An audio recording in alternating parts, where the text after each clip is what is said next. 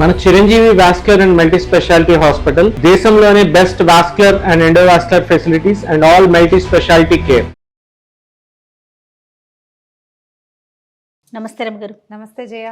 రమగారు, ఆషాఢ మాసంలో గోరింటాకు పెట్టుకుంటాం. అసలు గోరింటాక్కి ఆషాఢ మాసానికి సంబంధం ఏంటండి? అంటే ఆషాఢ మాసంలో మస్ట్గా పెట్టుకుంటాం కదా. సంవత్సరం అంతా పెట్టుకోవాలి జయ గోరింటాకు, ఏడాదంతా పెట్టుకోవాలి. ఆషాఢంలో ప్రత్యేకం, ఎందుకంటే ఇప్పుడు పెట్టుకుంటేనే కుదురుతుంది అని నియమంగా చేశారు కాబట్టి కనీసం ఈ ఒక్క నెలైనా పెట్టుకుంటారేమో స్టైల్ కొట్టకుండా అని. ఇది ఇప్పుడు ఇవాళ జనం ఇలా ఉంటారని ముందు మన తాతల నాడే తెలుసు, ఊహించేసుకున్నారు. ప్రధానంగా ఏంటంటే ఈ రోజున మన జీవితాలు మారిపోయినాయి. కానీ ఇది వరకు మనమే ఉతుకుని, మనమే కడుక్కుని, మనమే తుడుచుకుని, మనమే పొలంలో నాట్లు వేసుకుని, మట్టి పనిచేసి, నేల ఉన్న ఇళ్లల్లోనే మనకి గచ్చులు అవి కూడా ఉండేవి కదా, పేడలు పనిచేసి ప్రతిరోజు ఇళ్ళకి వాకిలకి ఈ పనులు చేసేవాళ్ళు. ఈ పనులు చేసేటప్పుడు ఆడవాళ్ళకి ఏమవుతుంది, సాధారణంగా గోళ్లల్లోకి మట్టి నీరు వెళ్ళిపోతూ ఉంటాయి. ఏదైనా ఎదురు దెబ్బ తగిలి గాయాలు అవుతాయి, గోళ్ల చుట్టుపక్కల ఇన్ఫెక్షన్స్ డెవలప్ అయిపోతాయి. దీనికి ఏంటంటే మందు నూనె రాసుకోవటం.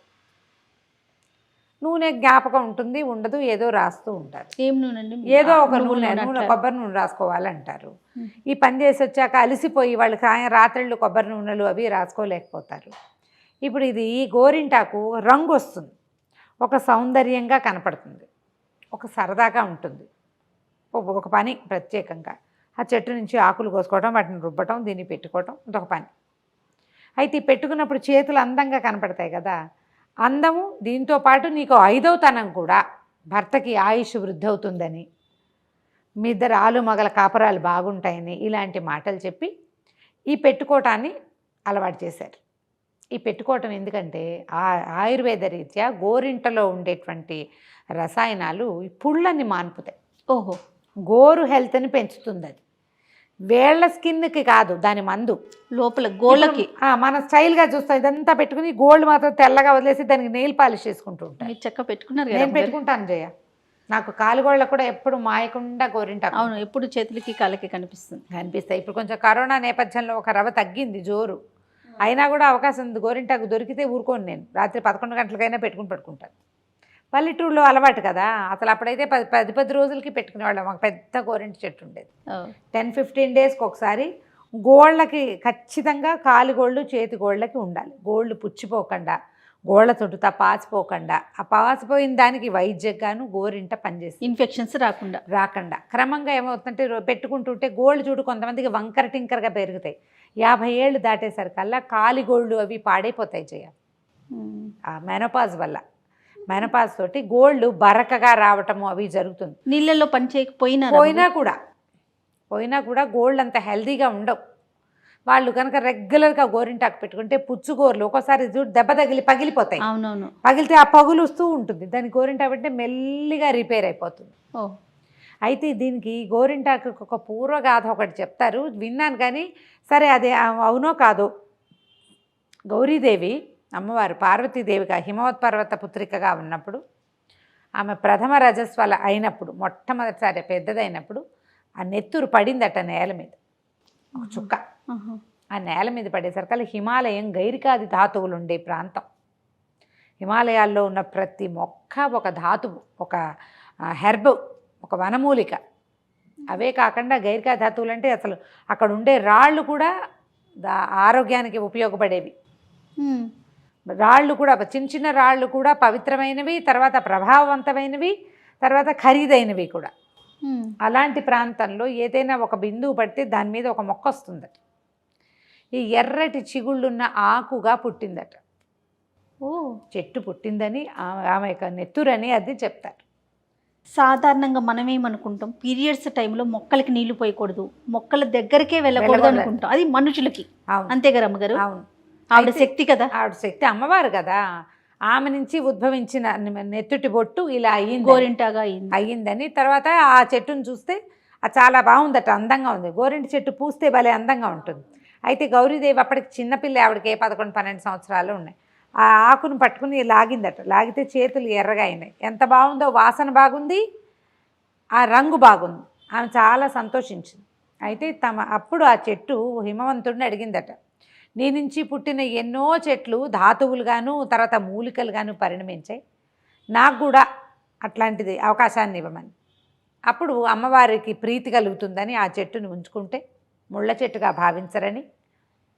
తర్వాత ఏమో దాంట్లో ఒక దోషం ఉంటుంది కదా, రజస్వల రక్తంలో ఒక దోషం ఉంది, ఆ దోషమే గోరింట చెట్టులో ఉన్న ముళ్ళు. ఓకే, అది ఒక కథనం ఉంది, మరి అది ఎంత మటుకు నిజమో అయితే తెలీదు.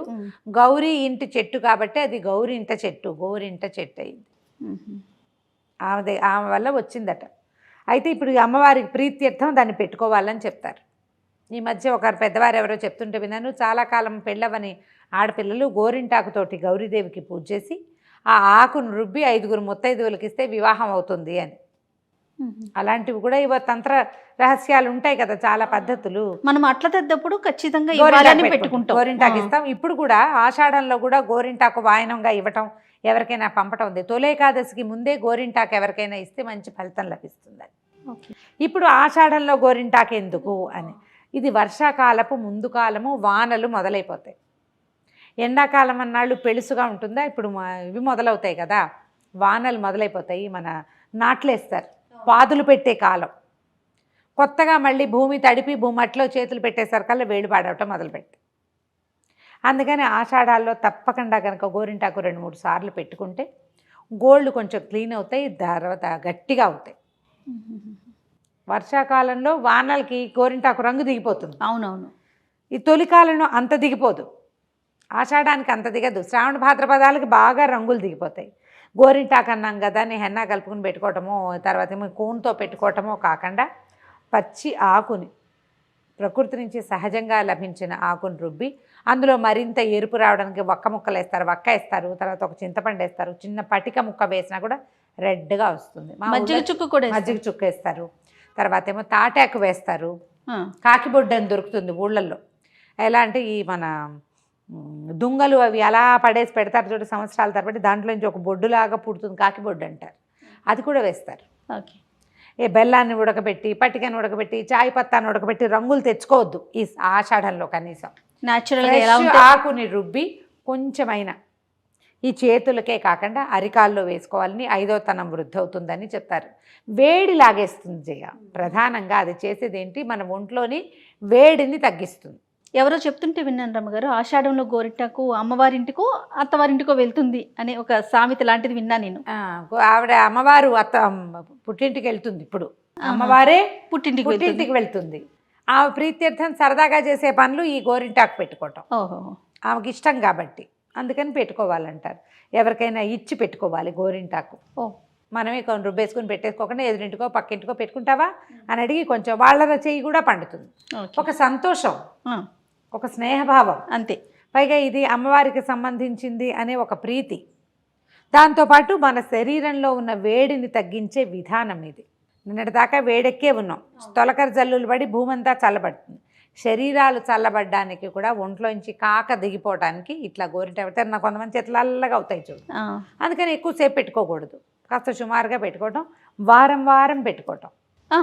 ఈ గోళ్ళకి సమస్యలు ఉండేవాళ్ళు, గోర్ల మీద గీతలు వస్తాయి, అలా వస్తూ ఉంటాయి కొంతమందికి, వాళ్ళు రెగ్యులర్గా గోరింటాకు పెట్టుకుంటే గోళ్ళు చక్కగా హెల్దీగా శుభ్రంగా అవుతాయి. దీని మీద కొన్ని అపోహలు ఉంటుంటాయి. ప్రెగ్నెన్సీలో గోరింటాకు పెట్టుకుంటే ఆడపిల్లలు పుడతారని.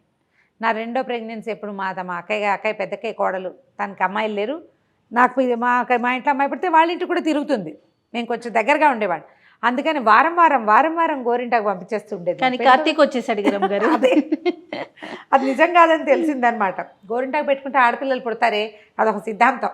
ఓకే, ఎవరు వస్తే వాళ్ళతో గోరింటాకైనా వచ్చేసేది, రుబ్బైనా పంపించేసేది.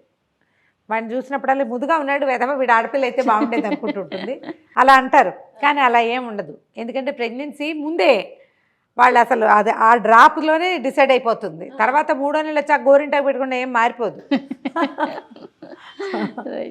అయితే ఆడపిల్లలు అన్నయ్యలు ఉన్న వాళ్ళు చిటికెన వేలు వదిలేయాలి, అలాంటి పిచ్చి సిద్ధాంతాలు ఏ వేళ్ళు వదిలిపెట్టద్దు. చక్కగా అన్ని మనవే, చక్కగా అన్నీ మన వేళ్ళే, మన వేళ్ళకి ఆరోగ్యం, మన గోళ్ళకి ఆరోగ్యం, మన ఒంట్లో వేడి తగ్గుతుంది, గోళ్ళు శుభ్రంగా ఉంటాయి. కాలి గోళ్ళకి చేతి గోళ్ళకి ముఖ్యంగా పెట్టుకోండి తప్పకుండా.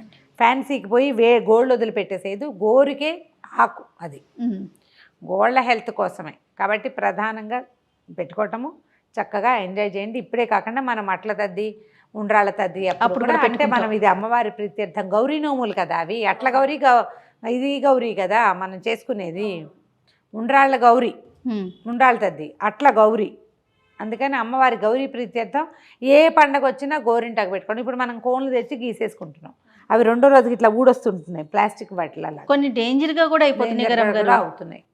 కాబట్టి డేంజరస్ వాటికి వెళ్ళకండి, ప్యూర్ ఒరిజినల్ ఆకుని ట్రై చేయండి. రైతు బజార్లలో కూడా ఇప్పుడు గోరింటాకు దొరుకుతుంది, కొంచెం నిలవబడుతుంది. అయినా సరే అందులో చిన్న పిసర్ చింతపండు వేసి బాగా చక్కగా రుబ్బేసి గోరింటాకు ఏం చేస్తాం, సూక్ష్మంలో మోక్షం. అదే మరి ఏది అసలు కోన్లకి వెళ్ళే బదులు గోరింటాకు పెట్టుకోవచ్చు. వదిలిపోయినా సరే ఆకు తెచ్చుకొని పెట్టుకోవటం, ఆకే తెచ్చి పెట్టుకుంటే మనకి ఏ అపార్ట్మెంట్లో ఓ పక్కన పడేసినా గోరింటాకు, దానికి పెద్ద సంరక్షణ అక్కర్లేదు. చక్కగా ఓ దండం పెట్టుకోవటం, కాసిన ఆకులు కోసుకొని రుబ్బేసి పెట్టేసుకోవటం బ్రహ్మాండంగా ఉంటుంది. తప్పకుండా రమ్మగారు. నమస్తే. నమస్తే.